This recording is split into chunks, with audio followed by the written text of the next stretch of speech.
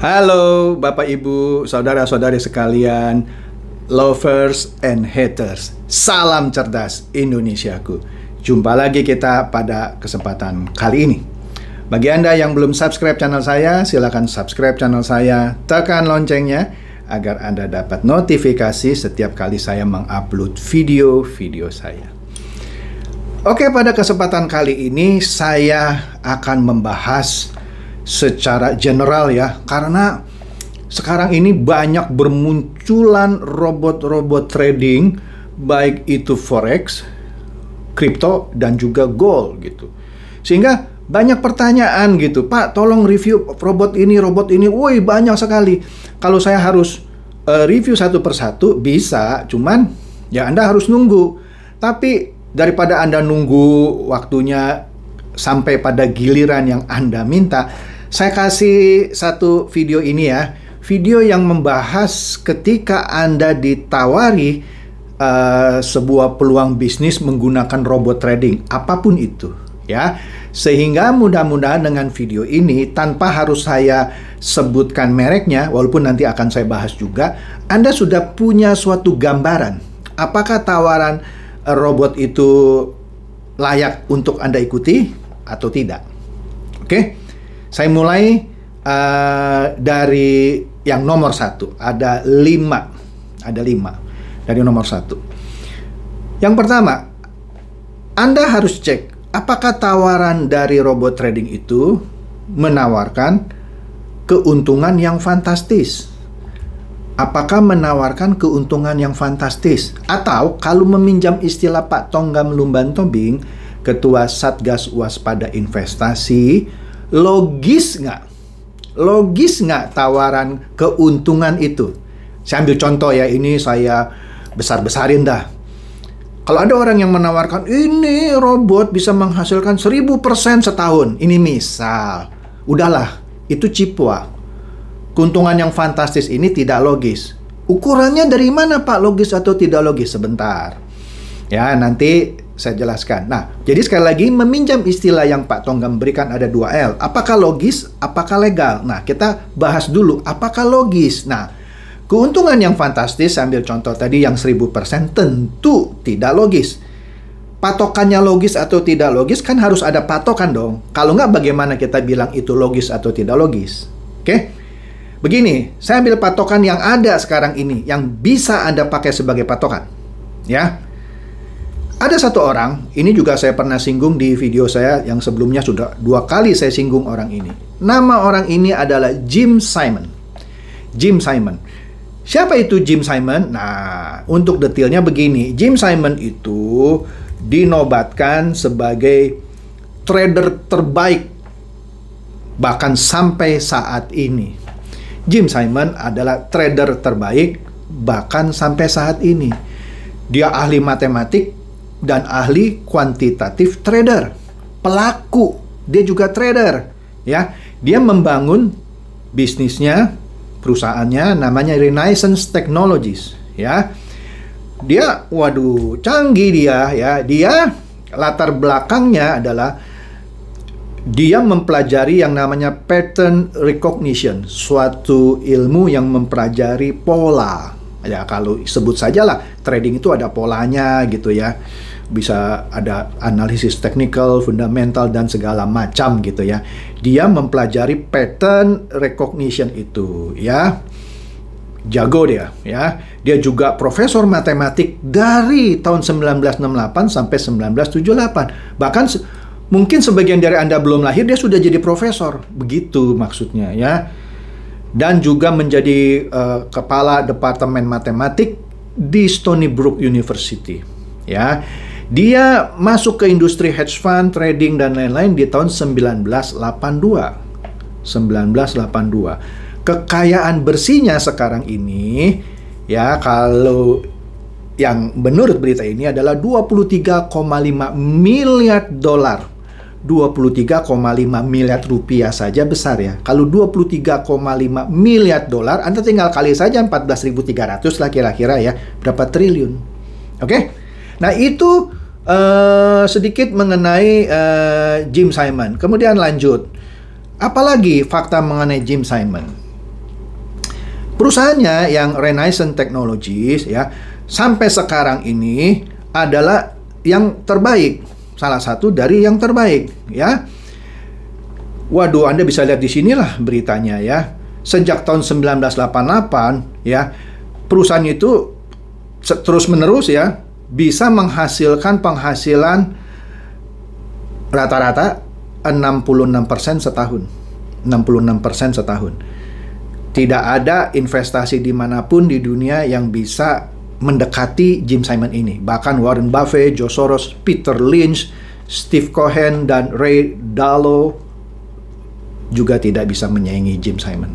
Tapi pertanyaannya, kenapa Jim Simon tidak lebih kaya dari Warren Buffett? Kan begitu dong kalau Anda bilang, loh kalau dia memang terbaik kenapa tidak mengalahkan Warren Buffett?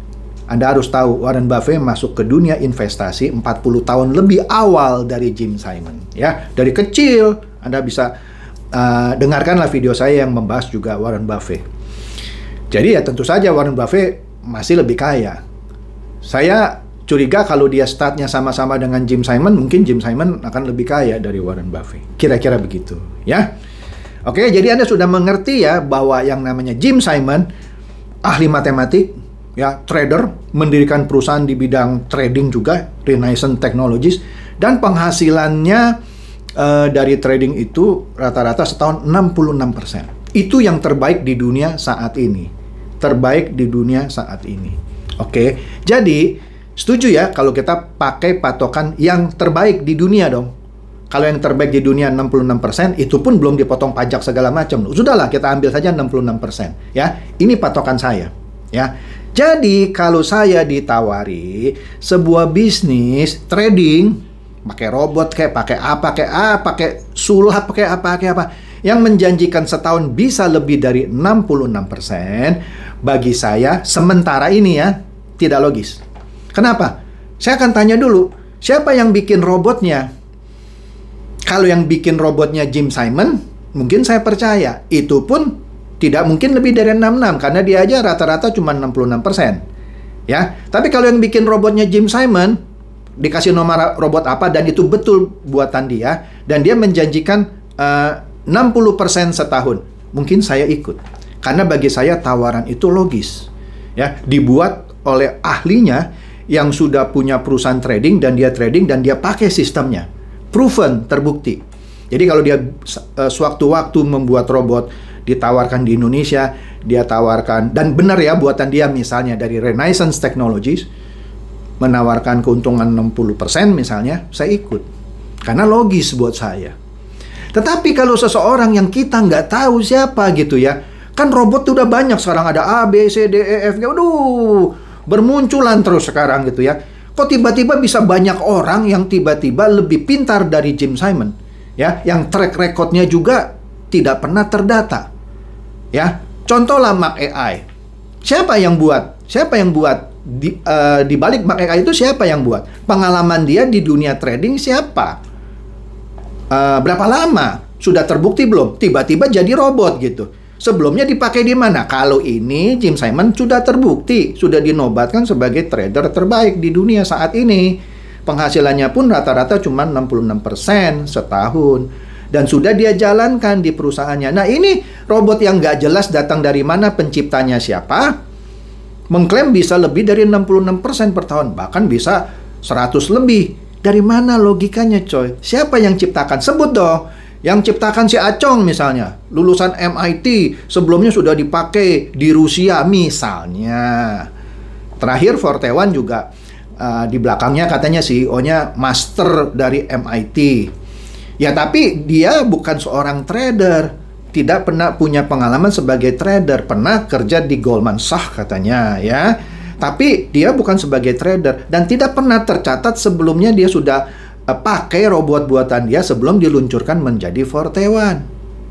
Jadi bagaimana Anda bisa membuktikan bahwa klaimnya itu benar? Pak, tapi kan tuh menang terus, Pak. Iya, berapa lama? Kemudian dia jatuh. Ya, karena ada tekniknya kenapa bisa membuat robot itu seakan-akan menang terus gitu ya. Anda bisa lihat di sini bahasan saya. Bagaimana bisa membuat robot seakan-akan menang terus gitu ya. Ya, Anda bacalah ya, saya nggak usah jelasin lagi. Oke, itu satu. Jadi tidak logis kalau ada penawaran robot trading apapun, menurut saya loh ya, bisa lebih dari Jim Simon. Kecuali suatu saat, saya bukan bilang Jim Simon paling pintar di dunia. Ada yang membuli saya, "Oh, Bapak berarti menihilkan seseorang bisa lebih pintar dari Jim Simon." Bukan itu maksud saya. Saya yakin someday akan ada orang yang bisa lebih pintar dari Jim Simon. Tapi harus ada track recordnya dong. Bukan tiba-tiba ada robot X muncul, pembuatnya siapa nggak tahu, pokoknya percaya aja lah ini menang terus gitu. Tapi latar belakangnya dari mana kita nggak tahu. Ya bagaimana kita bisa menilai kan? Mungkin saja sewaktu-waktu muncul orang yang lebih pintar dari Jim Simon. Dan dia sudah buktikan misalnya si Ali misalnya. Dia ciptakan robot dan dia pakai, dan terbukti dia juga trader, dia pakai bisa menghasilkan 75% misalnya. Kemudian dia bikin perusahaan, dia jual robotnya dan orang baru percaya. Karena sebelumnya si Ali ternyata memang lebih pintar misalnya. Dari Jim Simon membuat robot baru yang bisa menghasilkan 75% per tahun. Dan dia sudah pakai dan proven. Banyak liputannya, ya ikutlah kita. Lah ini nggak ada track recordnya, Anda langsung ikut. Tapi Pak, itu menang terus. Ya sudah, baca video saya tadi. Bukan baca, dengar video saya tadi ya. Yang sudah saya bahas, kenapa robot trading kok bisa dibuat menang terus sementara gitu ya. Contoh, AI kan memberikan kemenangan-kemenangan terus ya. Santon Capital memberikan kemenangan-kemenangan terus. Siapa lagi? Forte1 memberikan kemenangan-kemenangan terus. Setelahnya bubar. Oke? Jadi, logis atau tidak? Kedua, legalitas perusahaannya. Perusahaannya punya legalitas apa? Kalau dia cuma punya SIUP, NPWP gitu, itu bukan legalitas. Begini loh saya kasih tahu ya. Saya bisa aja punya perusahaan, pasti punya SIUP dong ya. Misalnya terdaftar sebagai perusahaan perdagangan. Legal nggak? Legal. Perusahaan saya legal ya. Terdaftar di Kemenkumham ya. Punya NIB dan segala macam. Legal perusahaan saya. Tetapi bisnis saya legal nggak? Kan boleh saja saya mendaftarkan perusahaan saya sebagai perusahaan perdagangan, tapi yang saya dagangkan diam-diam narkoba, misalnya. Yang nggak legal lah perusahaan yang menjalankan narkobanya kan. Perusahaannya legal, punya badan hukum, betul. Punya PT. Kalau orang sudah bisa sebut PT, itu sudah pasti legal. PT-nya loh ya. Tetapi usahanya legal nggak? Contoh, kalau dia menawarkan bisnis komoditi berjangka ya, forex itu segala macam, kripto, emas itu komoditi berjangka, harus mendapatkan legalisasi dari Bapepti. Kalau dia tidak ada legalisasi dari Bapepti, mau sehebat apapun dia dicap ilegal. Makanya kan Bapepti sudah mengumumkan kan puluhan bahkan ratusan, tapi itu ratusan tuh websitenya ya, dari robot-robot trading yang ilegal karena tidak berlisensi Bapepti. Nah, jadi yang kedua ya, legal nggak? Ini sesuai dengan yang diucapkan Pak Tonggamea 2L. Logis, tadi sudah saya bahas. Yang kedua ini, legal nggak? Kalau sudah logis dan sudah legal, pakai robotnya. Udah, gitu. Ya, pakai. Nah, kemudian yang ketiga, jangan mudah tergiur gitu sama tawaran robot-robot. Wah, ini bagus kok, saya udah menang nih. Udah jalan 3 bulan nih menang terus. Ini bukti ininya. Itu yang saya sudah bilang, bisa kok dibikin begitu. AI contohnya, bisa bikin orang menang-menang terus. Santon Capital bisa bikin orang menang-menang terus. Forte1 juga sama. Tapi pada akhirnya collapse. Ya kan? Anda tanya sama yang nawarin Anda sebelumnya trader bukan? Enggak, malah saya bukan trader, maka saya pakai ini. Nah, malah saya terbantu. Anda ngerti nggak trading? Coba terangin saya trading ini apa? Jangan-jangan dia cuma terpincut untuk mendapatkan komisi kalau berhasil jualin robotnya. Karena kan banyak robot yang dijual secara MLM kan. Dia dapat komisinya. Komisinya dari mana? Ya dari uang Anda. Itu aja, jelas aja. Ya. Jadi jangan mudah tergiur. Ya. Kemudian jangan mudah juga Anda ikuti kata-kata yang menjual. Misal begini, saya ini sampai gadekan sertifikat rumah saya loh untuk modal ini. Itu orang bodoh tuh. Definisi saya itu bukan orang bodoh sebenarnya. Bodoh banget gitu. Kalau Anda mau investasi, apapun itu ya, kalau mau coba-coba, pakailah sepersekian persen aja lah, atau sekian persen lah sebut saja, dari uang yang Anda ada. Misalnya, Anda punya uang 100 juta. Bodoh kalau Anda taruh 100 juta semuanya sebagai modal di suatu bisnis yang Anda sama sekali tidak punya pengalaman, nggak ngerti gitu ya, yang belum teruji gitu ya. Terujinya bukan dari segi lamanya ya, segi logisnya tadi ya. Itu bodoh sekali. Bahkan sampai ngutang gitu. Ngutang sama siapa? Pinjol gitu. Bubar Mark AI-nya, Santen Capital-nya, Forte One diuber-uber sama debt collector. Nah, yang benar adalah kalau Anda punya uang misalnya tabungan 100 juta, oke lah Anda taruh 10 juta. Kalaupun Anda ketipu ya cuman 10 juta. Itu pun tidak wise gitu ya. Anda tetap harus memperhatikan logis dan legalnya dulu. Kalau Anda sudah, oh ini logis dan ini legal, baru Anda boleh tergiur. Itu pun tidak memasukkan semua uang Anda. 10%-nya sajalah misalnya. Itu pun kalau sudah logis dan legal ya. Jadi jangan mudah tergiur. Kemudian, keempat. Robot itu, atau yang ditawarkan ya maksud saya, itu biasanya dia sudah katakan hanya bekerja di broker kami gitu. Broker si penjual robot itu. Anda harus tanya dong, kenapa? Ya karena robot ini kalau dijalankan di broker lain, misalkan di Indonesia, itu Indonesia brokernya spreadnya tinggi, biayanya tinggi, bla bla bla, jadi tidak menguntungkan. Kalau saya bilang, tantang penjual robotnya. Nggak apa-apa, saya mau coba sebulan saja ya di broker dalam negeri. Saya mau bandingkan hasilnya dengan kalau ditaruh di broker Anda yang di luar negeri. Memang penghasilan saya karena biaya dan lain-lain spreadnya besar gitu ya, lebih kecil gitu ya. Tapi nggak apa-apa, saya cuma mau lihat polanya. Bener nggak kalau robot Anda yang di broker lain itu menang, di sini juga menang. Kalau dia kalah, di sini juga kalah. Saya mau lihat. Jawabannya apa? Pasti, oh nggak bisa Pak, karena kita sudah kerjasama. Harusnya bisa, karena platform broker itu sama. Kalau nggak MetaTrader 4, MetaTrader 5. Bisa harusnya. Terlepas ada kerjasama atau tidak ada kerjasama, bisa kita coba. Ya, setelah sebulan kita lihat, iya lu sama, berarti dia nggak bohong nih, ya. Nah, di situ Anda harus uji coba, ya kan. Yang kelima, kalaupun setelah Anda coba, ternyata bener loh, hasil di broker dalam negeri yang sudah dilisensi sama Bapepti dengan broker luar negerinya dia sama, berarti nggak bohong nih robotnya, kan gitu. Boleh juga nih pakai broker luar negerinya gitu ya. Karena yang dalam negeri misalnya betul biayanya tinggi, spreadnya besar dan segala macam. Nah, kemudian ketika Anda sudah menguji coba di broker dalam negeri, Anda harus cek broker luar negeri yang dipakai oleh penjual robot ini. Anda bisa cek lah. Kan banyak sekarang ini. Yang kontroversi orang bilang WikiFX, tapi tetap banyak diacu orang. Anda bisa cek di WikiFX. Brokernya itu dapat rating berapa? Apa komennya WikiFX?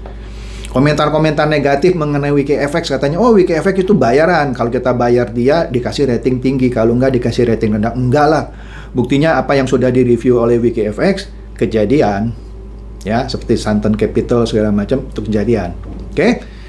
Kemudian Anda cek juga dia punya lisensi. Kalau dia di Amerika misalnya harus NFA misalnya. Kalau dia di Australia lain lagi, ESIC dan seterusnya. Ya. Yang paling bagus katanya di Eropa. Saya belum pernah pakai sih yang di Eropa gitu ya. Tetapi sebagus-bagusnya sebuah broker di luar negeri, ya ada resikonya juga. Kalau broker itu scam, bermasalah, bagaimana Anda tagih uangnya dari broker itu? Memang sih, kalau dia sudah berlisensi, 90% lebih sih harusnya aman gitu ya. Tapi kalau sesuatu terjadi sama broker itu ada di luar negeri, bagaimana Anda ambil uangnya? Kalau menurut saya sih, terlepas dari spread yang besar, biaya yang besar dari broker dalam negeri, yang paling aman adalah kalau robot itu dijalankan di broker dalam negeri. Kalau ada apa-apa, kita masing bisa Uber gitu ya. Kan juga ada Bapepti-nya, ya. Itu pun juga tidak terlalu mudah. Contoh, Mark AI yang punya kantor kosong. Ya, itu padahal kantor fisiknya ada. Apalagi ini yang di luar negeri. Kalau ada apa-apa bagaimana? Ada Ubernya ada gitu ya. Di broker luar negeri itu. Tapi pas selama ini orang-orang itu withdraw-nya lancar. Ya selama ini. Tapi selama nanti bagaimana? Selama ini iya lancar. Selama nanti bisa kasih jaminan? Ya begitu. Ya, Anda analisa. Kalau bisa Anda hubungi brokernya. Telepon kayak atau apa. Kalau Anda punya duit, datengin brokernya. Tanya. Betul, Anda kerjasama sama robot ini. Benar, kalau benar saya ikut nih. Setidak-tidaknya Anda sudah pernah pergi ke tempat di kantor broker luar negeri itu. Wah, lihat kantornya keren nih. Anda cek di, sekarang kan sudah dunia ini kan, internet semuanya. Anda bisa cek di internet, wah, bagus nih broker nih. Semua orang, bahkan Warren Buffett aja pakai broker ini misalnya. Baru Anda bilang, wah ini broker bagus, misalnya. Tapi itu pun ada resikonya. Jadi kira-kira demikian 5 langkah lah saya sebut ya. Sebelum Anda memilih tawaran robot trading apapun, ya, Anda harus lakukan itu. Kalau Anda hanya dengar presentasi, lihat, wih keren presentasinya, yang ikut public figure, artis, ikut ah. Dia aja ikut, masa saya nggak ikut? Anda bukan orang bodoh itu, Anda bodoh banget. Ya, jadi lakukan 5 langkah ini, nggak peduli siapa yang nawarin Anda. Mau itu dosen Anda, teman baik Anda, paman Anda, siapa? Tetap pakai otak Anda. Ikuti 5 langkah ini. Dan jangan ragu-ragu untuk menolak. Meskipun Anda akan dimusuhi. Itu konsekuensi. Anda lebih baik dimusuhi atau lebih baik uang Anda hilang? Kalau saya lebih baik dimusuhi oleh orang bodoh banget daripada uang saya hilang. Demikian, semoga ini mencerahkan. Silakan share video saya ini kepada teman-teman, sahabat, atau kerabat supaya mereka juga boleh tercerahkan. Seperti biasa, terima kasih.